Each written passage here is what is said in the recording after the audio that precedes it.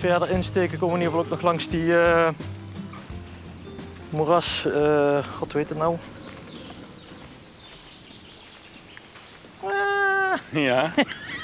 Welk woord zoek je? Ja. Het moet een insect zijn, of niet? Moeraskartelblad. Nee, van moeraskartelblad. Ja. Maar we zijn hier vandaag voor de insecten.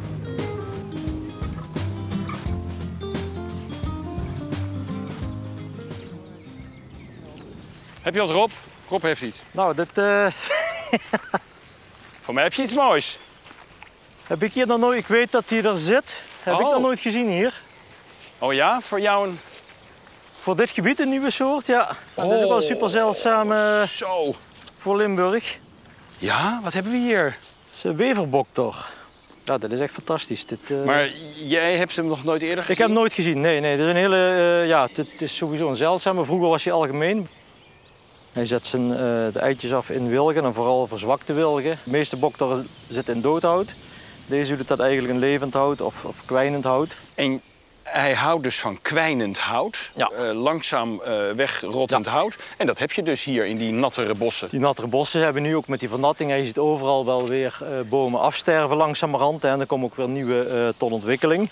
Ja. Dus in dat soort systemen, dat is echt een moerassoort die daarvan profiteert. Ja. Is wel gaaf. Hij is prachtig, hè? Ja. Het is is een mooie, robuuste, Ja. gedrongen beestje. Ja. Nou, en hij beweegt ook bijna alsof er iemand aan een soort control stick Dus, zit met het hoofd zo. Ja, niemand zeggen dat Robin staat hierachter inderdaad. Ja. Ja.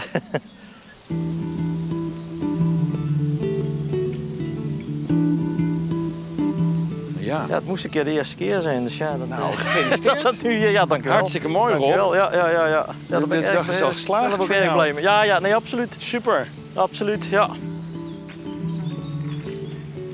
We komen langzaam wel in die zones waar in ieder geval die veldkrekels zitten. Ja. En je hoort al een beetje, op de achtergrond hoor je ze al zingen. Ja. Prrrt, prrrt. Ja. Hoe heet dat nou ook weer, wat ze doen? Strilideren. Met een mooi woord.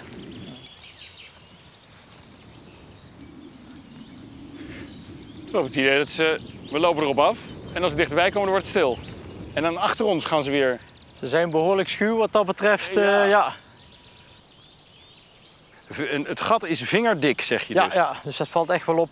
Ja, oké. Met ook zo'n hoopje zand voor dat gaatje. Ja, nou, ik kijk hier een beetje. Jongens, we zoeken naar een vingerdik gat.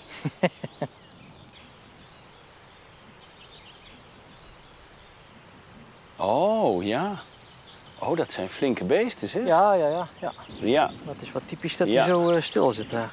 Dit is een krekel. Dit is de veldkrekel, ja, die we nu overal om ons heen horen. Ja. Maar hij zit wel heel erg stil. Hij zit heel stil, ja. Zijn antennes staan wel op voor... Ja, nee, hij ziet er op zich Rechtop? ziet er prima uit. Zijn pootjes zitten goed in de goede houding, zou ik maar zeggen. Hij beweegt. Dit is een vrouwtje, dat kun je zien, die heeft daar die legboor zeg maar, aan de achterkant. Daarmee steken ze eigenlijk in de grond, leggen ze de eitjes in de bodem. Ja.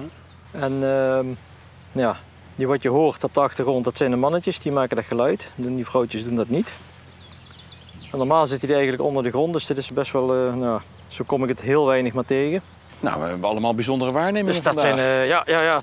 En die mannetjes zitten eigenlijk, die hoor je dus nu vanuit die gangetjes, die kruipen dan naar voren toe, tot net daarvoor. Dan zit ook altijd een soort van platformpje waar ze op zitten te zingen, zeg maar. En dat geluid maken ze door de dekschilden over elkaar heen te schuren. En dan krijg je dit geluid. En dat is dat striduleren? Ja. Van de winter dan staat het water hartstikke hoog. Dan kun je hier ook anders zonder die vlonder gewoon niet lopen. Door die vernatting zijn er ook meer dode bomen. Hey, hier staan we bij een mooie den. Ja, een larix. Oh, larix. Die mooi dood is. Ja. En op zich komt daar natuurlijk heel veel insectenleven ook op af, normaal gesproken. Ik zie allemaal kleine gaatjes. En je ziet allemaal die gaten, dat is allemaal van spechten.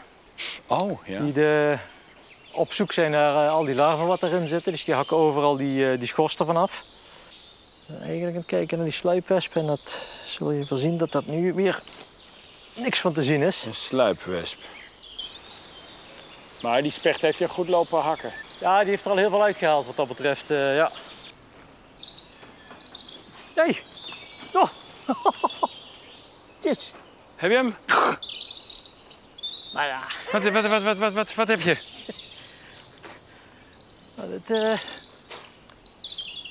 dit is heel bijzonder. Ja? Een vermiljoenkever. Een habitatrichtlijnsoort. En wat houdt dat in? Dat die beschermd is, in ieder geval. Een van de 5 beschermde keversoorten in Nederland. Ja? Dus het is ook een soort die ook aan dood hout gebonden is, sorry. Ja, je bent er helemaal Ja, van slag. En waarom is dit nou zo'n fantastische soort? Kijk hoe plat het die is. Ja. Die zo is aangepast aan het leven onder die schors. En ze leven dus, de larven leven onder die schors ook 2 jaar, geloof ik. En dat zijn, die leven of van dode houtvezels, maar ook van dode larven van andere kevers. En die leven ook van aas. Ja. Het is Europees beschermd, omdat hij in heel veel gebieden achteruit gaat. Een ontzettende mooie Maar het is, kleur ja, ook. daar Is dat vermiljoen? Ja, vermiljoenrood. Daar heeft hij zijn naam in ieder geval aan te danken. Jezus. Geweldig, Rob.